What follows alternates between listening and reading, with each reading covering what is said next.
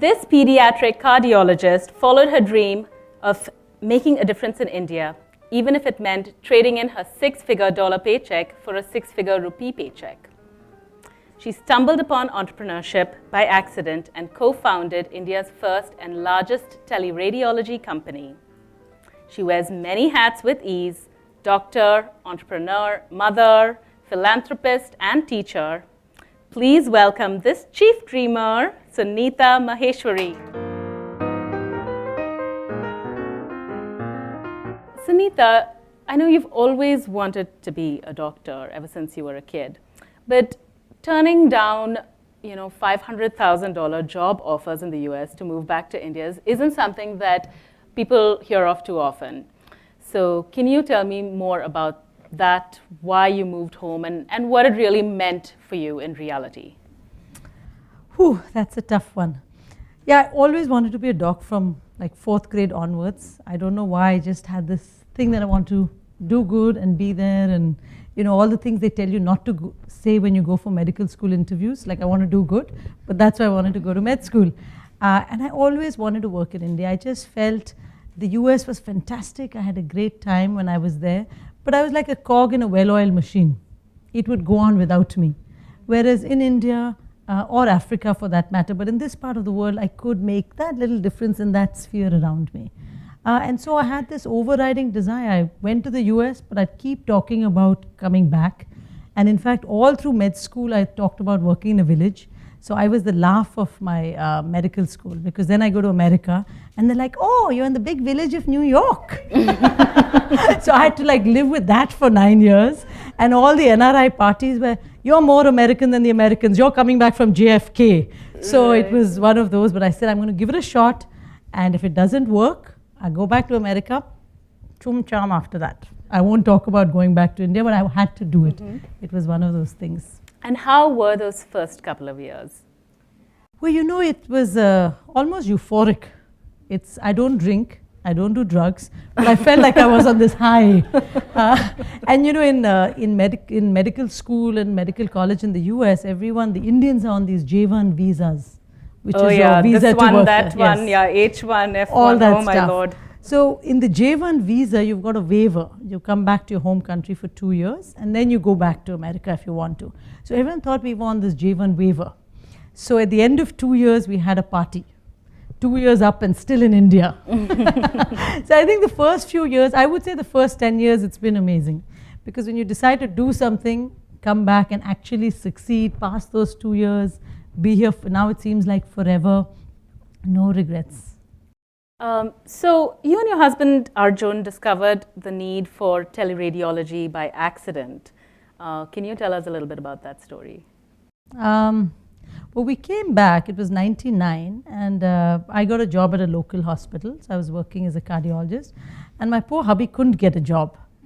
So it was one of those situations, he's knocking on every hospital door, and they're all telling him, you're overqualified. You're both Yale educated. Yes, he's All India Institute, Cornell trained, Yale trained, and Bangalore's telling him you're overqualified. So from 99 to 2002, he didn't work. And this is very difficult for men. I know this is a woman forum, but for him it was extremely tough. And he would say, why do people in India keep saying, what do you do? What do you do, yaar? He said, I have nothing to say. I said, just say I'm a full-time dad. Of course, the minute you say that, they all go running in the other direction. So we had 3 years of this. And I knew if he doesn't find something, we're going to be back in America. So I said, okay, volunteer, do this. We were trying all kinds of things. And luckily for us, Yale had kept him on. They had said, you've got a crazy wife. You're going to go to India. She's going to change her mind. You're going to be back in America. So we'll keep you as part-time faculty. Come when you want, work for a month, go back.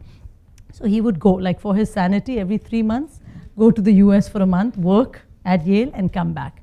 And so this went on literally for 3 years.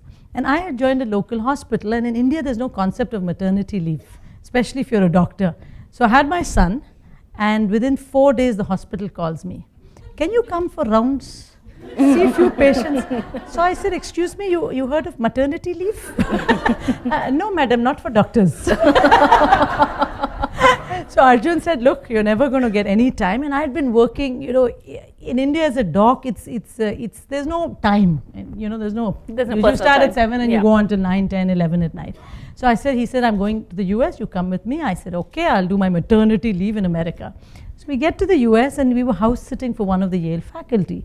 So we go to, just get the keys, and he says, Arjun, I just can't get anyone to do the night shift. So Arjun goes, hey Jim, I'm doing nothing in India. I'll do it for you. So it was one of those chance conversations, and Jim goes, hey, why didn't we think of that? You're our faculty member, you're sitting in India, it's your daytime, why don't you do the work? And we kind of looked at him, with our jaws open, but it was that aha moment. And we're like, this makes perfect sense. Daytime in India, nighttime in America, fellow with no job gets a job, right? And you live happily ever after. I know. And we've been asked, did you come back from the US with these entrepreneurial plans and these 10-year business plans? I'm like, no, we just came back. And so that's it. That was an idea. He came back, but it wasn't so easy because it hadn't been done. So essentially, we have CT scans, MRIs, ultrasounds, X-rays being done in the US, sent here to India, and the radiologist, the doctors look at it, give the report back, talk to the emergency room doctor. So you have them sitting in front of computers right here in Bangalore. And reporting and interacting with the emergency room doctor at the other end. But this was 2002, just 10 years ago, and it hadn't been done as a concept. So first, of course, you do a research publication. In medicine, everything is, we do research, and we present it at the medical conference, and you publish it, and then it went live. And a couple of years later. Yes, he used to get 5 cases a day from Yale University, and the rest is history. Started just at the home office, one computer, reporting for Yale University. So I know you started in the home office and you actually had your kids running around in diapers, but very early on you got a very tempting offer to sell your company for $1 million, and you refused. So please tell us more. That was a very difficult week. I mean, this idea had come. So he sets up the computer, starts reporting for Yale University. In about 6 months, we ran into a lot of hot water because it was such a new idea that the university, the doctors were going, why are our scans going to India? Is there no one here in America who can report them? It was so new. So the program actually shut down in 6 months. So the chairman called and said, I think this is a great idea, but it's a little early and we need to shut it down. So it was one of those, okay, back to square one. And then we said, it's a great idea, let's just go with it. So got Arjun's nephew, 1,000 rupees, put this idea on the World Wide Web, and got a contract, Albert Einstein Hospital in Philadelphia. Then we get this buyout offer. When the buyout offer came, we were basically one doctor, one computer in the house. So we asked them, what exactly are you buying? So they point at him and they go, him and your idea. So that set us thinking. So we were like, okay, and it was, I have to say, extremely tempting. I can't sit here and say that, we just said, no, we want to build a world-class thing all on our own in Bangalore. It was extremely tempting. I called my dad down from Hyderabad. He was a management consultant. We debated back and forth for a week, and I was earning 18,000 rupees at the time. He was not earning anything. So you compare that with the 1 million, and then we were like, we're in our 30s. What are we going to do with all this money? We're going to be reporting to this corporate. He's going to be telling the doctors what to do. And we really felt, when you're talking about patient care, you can't have a corporate telling you, read that scan faster. Now do 10 scans in 1 hour. You got to do it at your own pace. And we debated back and forth, and we finally chose freedom over money. And I think more than freedom.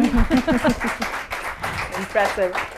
Yeah, I mean, it was tough. I said we had a lot of sleepless nights, especially because the corporate who wanted to buy us out actually set up the operation themselves. And they had deep pockets. But we said, what, we'll do it in our own small way. We'll just build it organically, put our little money back in. Doesn't matter if they're huge, we're small, we'll work at it. And at the end of the day, I think if you do a good job, it works out. So you grew pretty fast organically, but you got a lot of clients coming your way, and by 2004, I'm sure you had a lot of business from the US, and your company, Teleradiology Solutions, happened to get a lot of press at that time in the US, but not really for the right reasons. You were on the cover of several American newspapers, the New York Times, Wall Street Journal, and they were all talking about how Indian doctors are taking jobs away from American doctors. So how did you deal with this bad press? I'm sure that caused you even more sleepless nights. You see all that grey hair that's been dyed. That's from all those days. It was very tough. You know, it's like when you're over the hump, the hump looks smaller than it was. But it was 2004, it was the US presidential elections, anti-outsourcing was big. So there were all these media stories about call centers and BPOs. And then we had medicine. So you're talking about radiology, you're talking about high-end outsourcing. You're talking about doctors who are treating patients in America from Bangalore. So we were at the butt of every newspaper. And I think it was, you know, especially tough for Arjun because he comes from the Konkani community, not much into business, very safe. You know, you get your job, you become assistant professor, associate professor. It was extremely tough to suddenly be like, oh, because of Arjun Kalyanpur's company, Hillary Clinton is passing a bill in the United States to ban all outsourcing. And, you know, the media tends to just completely turn things around. So we had to deal with media stuff which wasn't true. We had to deal with the US media who was just banging on us because we were high-end outsourcing. And at one point we're like, should we just shut down and move to like Singapore or, you know, do something else? But I think the thing of hanging on and hanging in just helped. I said, you know what, forget about it. At the end of it, 5 years later, nobody's going to remember what you were on the cover of the New York Times for. They're just going to remember you on the cover. So all good news. I'm taking notes. And ironically, you were eventually the #1 company in the US, the #1 teleradiology company in the US. America is very fair, very fair. 5-6 years later. And when President Obama came to visit India, you were one of the chosen entrepreneurs to meet him. Tell us about that experience.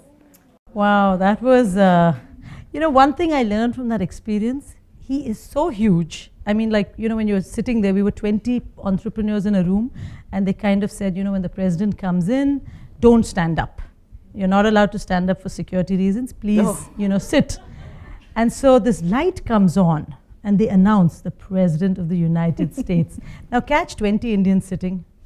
So, so all 20 of us were like,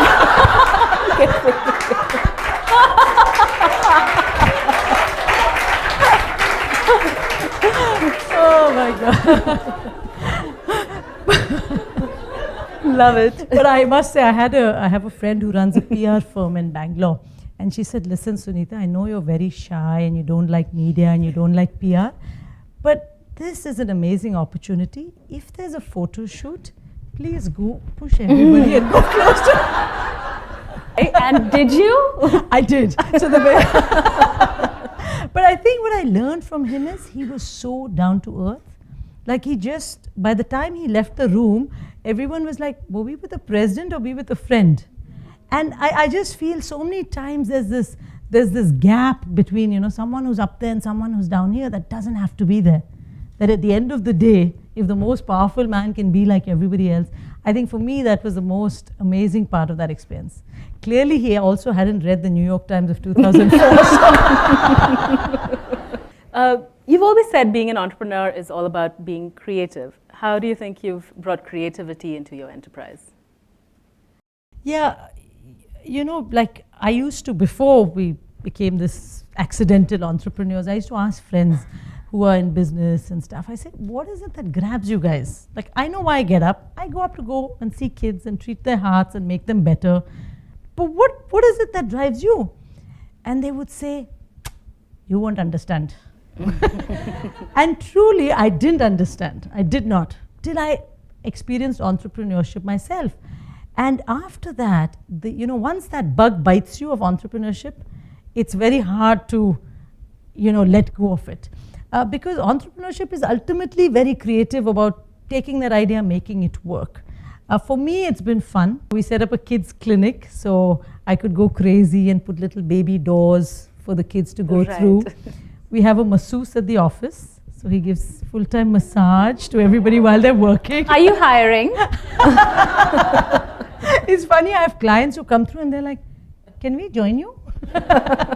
And you've also expanded your business in different countries, Israel and the Middle East. Tell us more about that. You know, it's interesting because in entrepreneurship, I think you're always having to innovate. And one of the issues we had was that we're 365 days. And getting an Indian doctor to work every Sunday is very challenging. So we would every Sunday be having this issue that we have to cover, but everybody wants their days off. So we kind of thought, you know, what do we do? What do we do? And we said, well, where in the world do they work every Sunday? Do they like to work every Sunday? And we said, Israel. So we actually started hiring. So we have now an office in Israel, and our condition with them is you work every Sunday because that's not their holiday, you know, anyway. Interestingly, now we find they all want the same Jewish holidays off. Right. So we're like, 1 second. So we're like, okay, where in the world do they work Sunday and it's not Jewish? So now we're looking in the Middle East.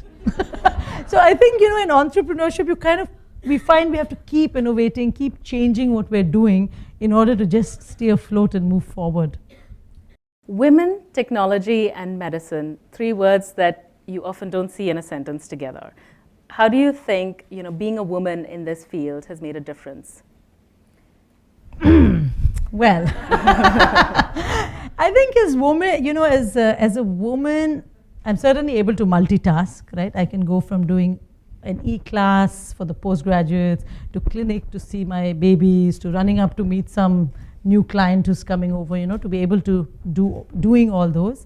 I think as a woman, I'm willing to experiment. I'm not very fixed, you know, so if you say, hey, technology can be used for this too. For instance, we were doing teleradiology.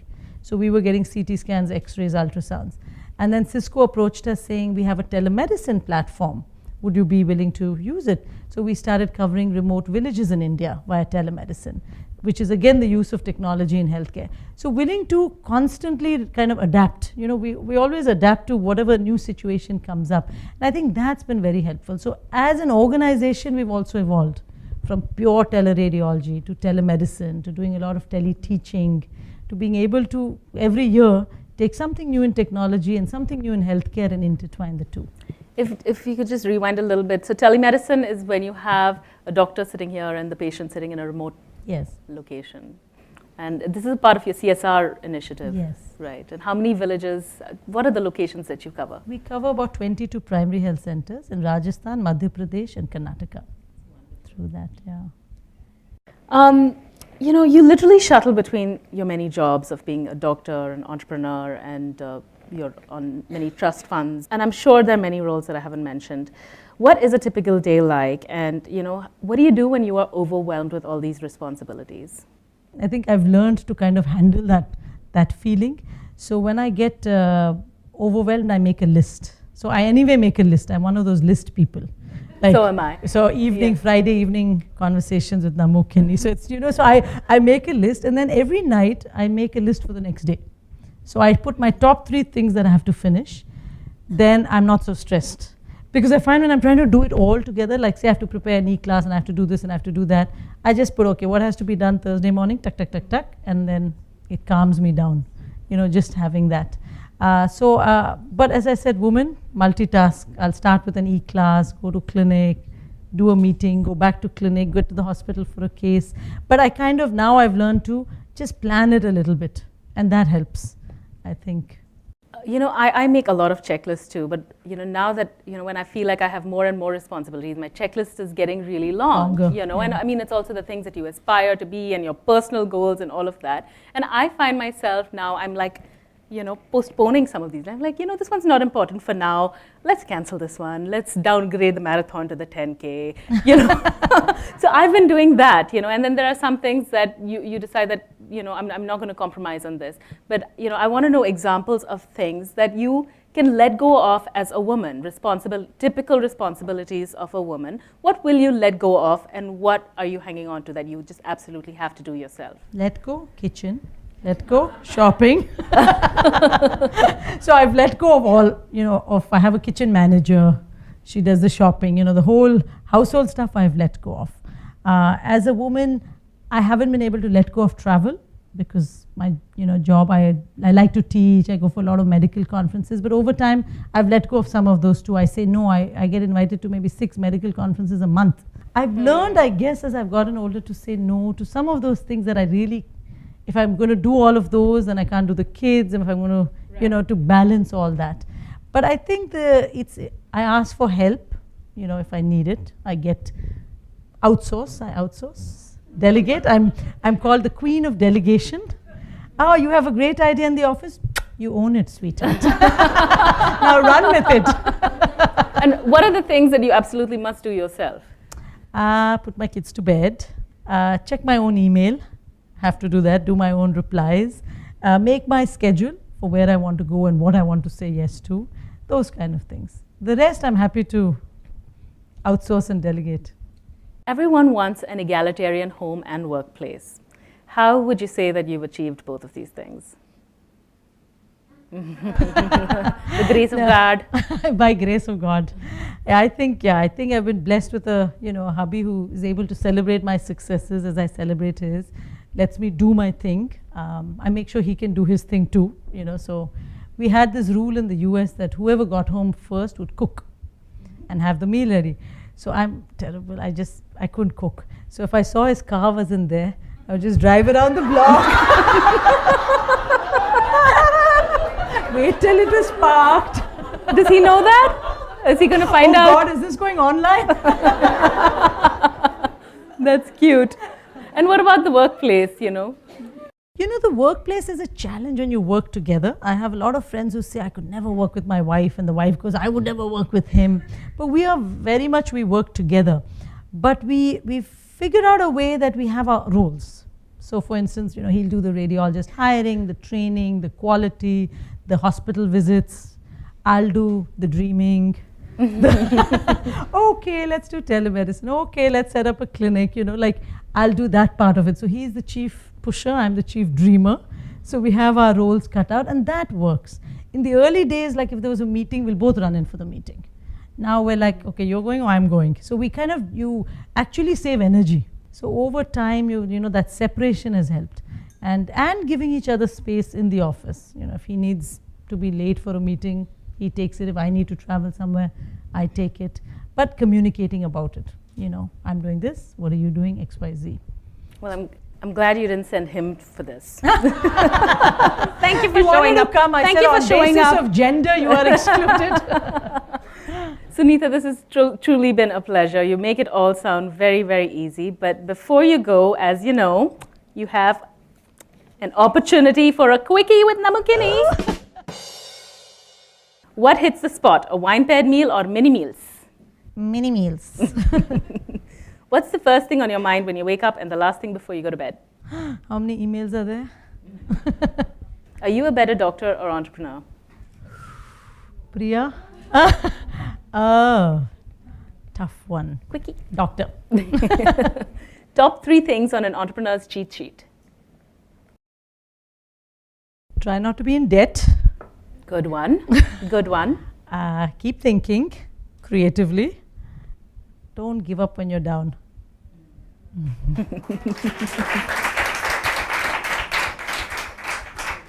Your biggest indulgence?